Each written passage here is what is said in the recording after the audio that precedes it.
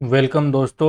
जो कंप्यूटर के आईसीटी के क्वेश्चन करवा दिए थे मैंने, 80 क्वेश्चन करवा दिए थे। नेक्स्ट टॉपिक पे आज क्वेश्चन करते हैं, जो कि कंप्यूटर के लिए जो मैंने बोला था कि कंप्यूटर के क्वेश्चन मैं आपको करवा दूंगा। तो उसको स्टार्ट करते हैं। थोड़ा जूम कर लेते हैं इसको, तो देखने में सही रहेगा ये।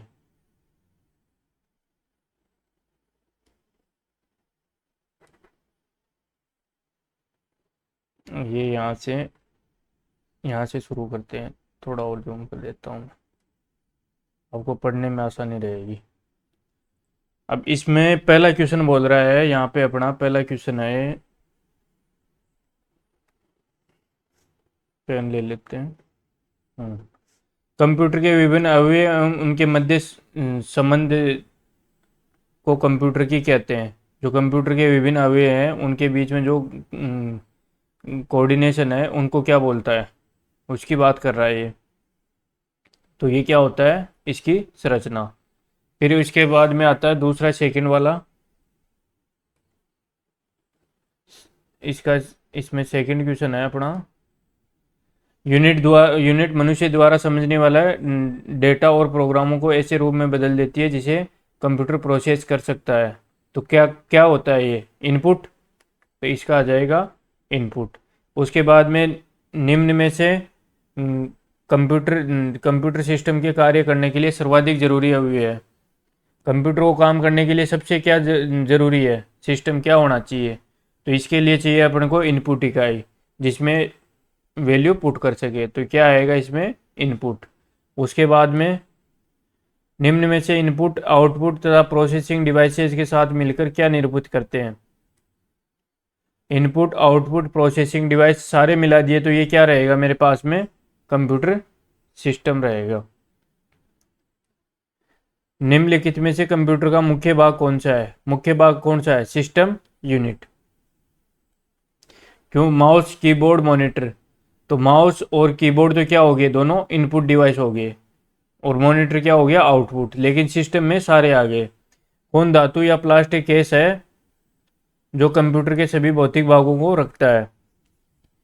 सारे भागों को कौन जोड़ के रखता है, सिस्टम यूनिट। तो इसका हो जाएगा एक, सिस्टम यूनिट। कंपोनेंट जो डेटा को प्रोसेस करता है निम्न में से किस में स्थित होता है। कौन सा कंपोनेंट डेटा को, जो डेटा को प्रोसेस होता करता है वो किस में रहता है, सिस्टम यूनिट में। उसके बाद में नेक्स्ट क्वेश्चन है यहाँ पे। किसी कंप्यूटर के सीपीयू के भाग है। सीपीयू के कौन कौन से भाग होते हैं, इनपुट आउटपुट और processing control unit, primary storage व secondary storage, control unit, arithmetic logic unit, primary storage, control unit, primary storage. तो किस में होते हैं, सीपीयू में क्या क्या होता है, एक तो कंट्रोल यूनिट सीयू, और एक होती है अपनी एएलयू, और तीसरी होती है प्राइमरी स्टोरेज। सीपीयू का सीपीयू का संक्षिप्त नाम क्या है, सीपीयू का संक्षिप्त नाम क्या है, सेंट्रल प्रोसेसिंग यूनिट। उसके बाद में 10वां क्वेश्चन है यहाँ पे। इनपुट का आउटपुट में रूपांतरण किया जाता है सीपीयू द्वारा।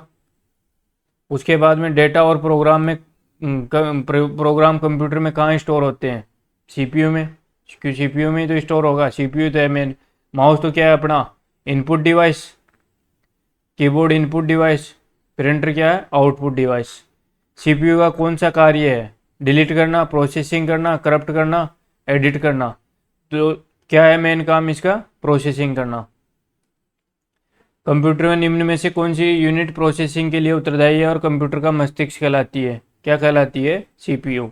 कंप्यूटर में प्रयोग होने वाली सीपीयू चिप जो आईसी होती है, इसकी किसकी बनी होती है, सिलिकॉन की।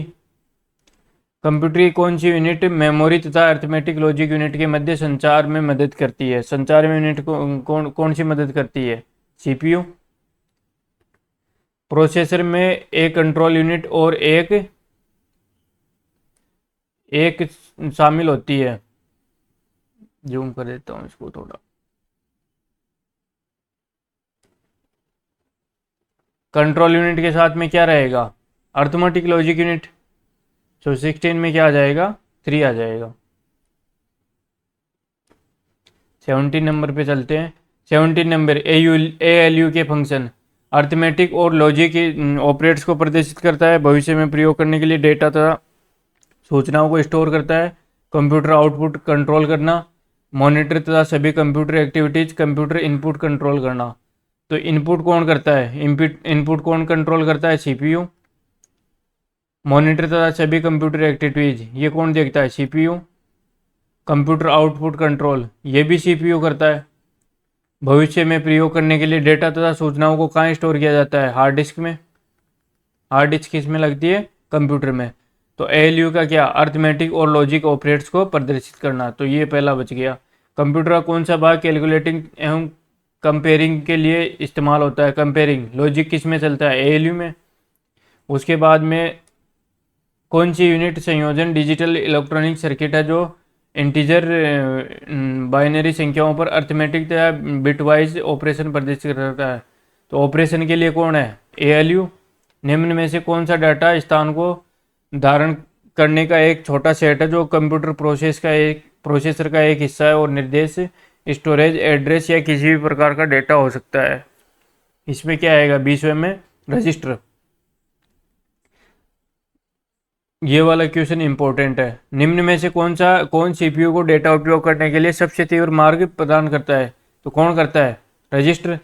मेमोरी की हायरार्की में सबसे ऊंचा स्थान किसका होता है, सबसे तेज जो एक्शन करता है वो कौन करता है, अपने रजिस्टर करता है। निम्न में से कौन सा पद किसी भी कंप्यूटर के कंपोनेंट को दर्शाता है जिसकी किसी विशेष कार्यों को संपन्न करने में आवश्यकता होती है। तो इसमें क्या आएगा, 23 के अंदर बोल रहा है कि निम्न में से कौन सा पद किसी भी कंप्यूटर के कंपोनेंट को दर्शाता है। कंपोनेंट की बात कर रहा है जिसके किसी विशेष कार्य को संपन्न करने की आवश्यकता होती है। तो इसमें आएगा रिसोर्सेज। उसके बाद में 24 क्या है, CPU का वह भाग जो अन्य सभी कंप्यूटर कंपोनेंट्स की गतिविधियों को कोऑर्डिनेट करता है। कोऑर्डिनेट कौन करता है, कंट्रोल यूनिट। मशीन साइकिल को कौन नियंत्रित करता है, कंट्रोल यूनिट। दूसरी इकाइयों को नियंत्रित करने के लिए कंट्रोल यूनिट उत्पन्न करता है। कंट्रोल यूनिट दूसरी इकाइयों को कंट्रोल करने के लिए क्या करता है, कंट्रोल सिग्नल्स। किसी डिजिटल कंप्यूटर की कंट्रोल यूनिट को क्या कहते हैं, जो डिजिटल यूनिट कंप्यूटर है उसकी कंट्रोल यूनिट को क्या कहते हैं, क्लॉक कहते हैं, नर्व सेंटर कहते हैं, या फिर उसके बाद में दोनों कहते हैं, या IC कहते हैं। तो यहाँ पे आ जाएगा अपने पास में 27 में क्लॉक।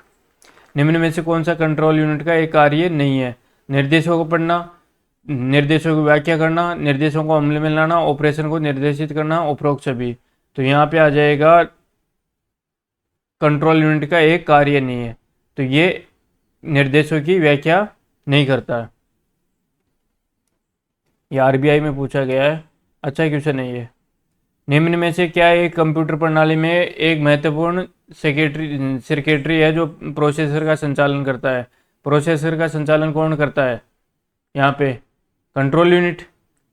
तो इसमें क्या आ जाएगा 29 में 4।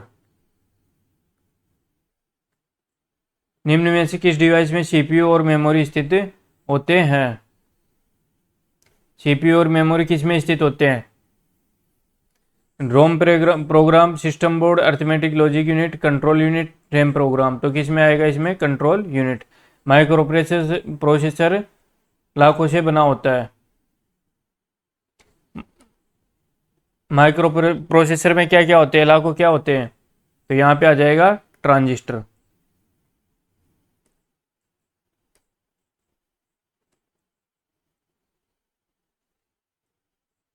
नेक्स्ट क्वेश्चन है यहाँ पे 32 नंबर का।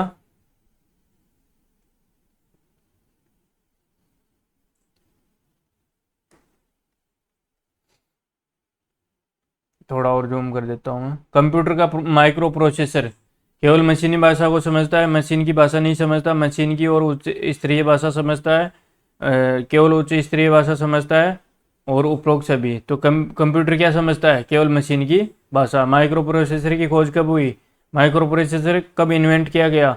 तो यहाँ पे आएगा 1971। सेंट्रल प्रोसेसिंग यूनिट के सभी कार्य कौन करता है, CPU कंट्रोल यूनिट करती है। या माइक्रो प्रोसेसर करता है सेंट्रल प्रोसेसिंग यूनिट के, तो इसमें आएगा माइक्रो प्रोसेसर। माइक्रो प्रोसेसर को कहते हैं, माइक्रो प्रोसेसर का दूसरा नाम क्या है यहाँ पे, तो यहाँ पे आ जाएगा चिप। फिर बोल रहा है निम्न में से कौन सा पहला माइक्रो प्रोसेसर था। तो पहला माइक्रो प्रोसेसर कौन सा था, यहाँ पे आएगा इंटेल 4004, ये पहला माइक्रो प्रोसेसर था, Intel 4004। High power microprocessor है, high power Pentium, Pentium pro, Pentium second, Pentium third, Pentium second या सभी, तो इसके अंदर आ जाएगा 37 में 4, ये सभी हाई प्रोसेसर वाले हैं। सिस्टम यूनिट के मेन सर्किट बोर्ड को कहते हैं, जो मेन सर्किट बोर्ड होता है उसको क्या कहते हैं यहाँ पे, मदरबोर्ड।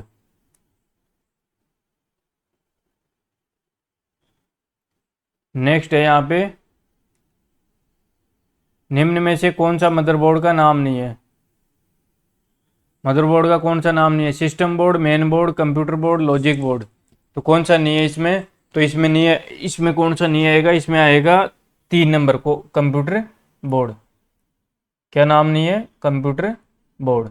मदरबोर्ड पर चिप के लिए उपस्थित कनेक्शन पॉइंट्स को कहते हैं, जो चिप के लिए पॉइंट्स उपस्थित होते हैं उनको क्या बोलते हैं, यहाँ पे स्लॉट्स बोलते हैं, सॉकेट्स बोलते हैं, पोर्ट्स बोलते हैं, लाइंस बोलते हैं, तो यहाँ पे क्या आ जाएगा, सॉकेट्स बोलते हैं। कंप्यूटर के भागों को जोड़ने वाला मुख्य सर्किट, कंप्यूटर के जो भाग है उनको जोड़ने वाला मुख्य सर्किट को क्या कहते हैं, मुख्य सर्किट को क्या बोलेंगे यहाँ पे, मदरबोर्ड। कंप्यूटर के मदरबोर्ड पर एक्सपेंशन स्लॉट का क्या कार्य है, जो एक्सपेंशन स्लॉट होता है उसका क्या कार्य है, इंटरनल कार्ड जोड़ने के लिए, स्पेस बनाने के लिए, या आगे देखते हैं इसमें और क्या लिखा है, मदरबोर्ड को नियंत्रित करने के लिए या उपरोक्त सभी, तो इसमें क्या आ जाएगा, मदरबोर्ड को नियंत्रित करने के लिए, यहाँ पे आ जाएगा मदरबोर्ड को नियंत्रित। एक प्रोसेसर की गति किस में मापी जाती है, megabyte, gigabyte, millisecond, megahertz, gigahertz, तो इसमें आ जाएगा मेगा हर्ट्ज। कंप्यूटर में मुख्य प्रिंटेड सर्किट पीसीबी होता है, पीसीबी किस में होता है, जो मुख्य प्रिंटेड सर्किट किस में होता है, मदरबोर्ड में। उसके बाद में निम्न में से कौन कंप्यूटर का मुख्य सिस्टम बोर्ड है, मुख्य सिस्टम बोर्ड कौन सा है, मदरबोर्ड। इनपुट आउटपुट डिवाइस को दिए जाने वाले विभिन्न निर्देश किसके द्वारा लिए जाते हैं, डाटा बस, control bus, address bus, CPU बस, तो ये किसके द्वारा लिए जाते हैं, कंट्रोल बस के द्वारा। डाटा को स्थानांतरित की जाने वाली बस को क्या कहते हैं, डाटा बस। सीपीयू तथा पेरिफेरल के मध्य की कम्युनिकेशन लाइन को बस कहते हैं। इंस्ट्रक्शन साइकिल के चरण 1 और 2 क्या कहलाते हैं, इसको थोड़ा ऊपर कर लेते हैं।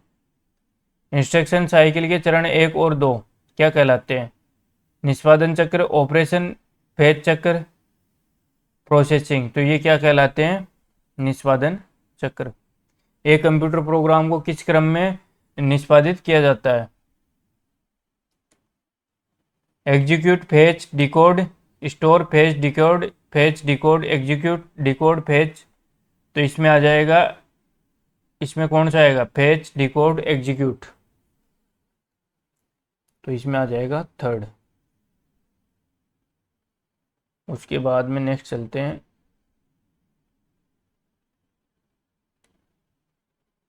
नेक्स्ट वाले पे आते हैं।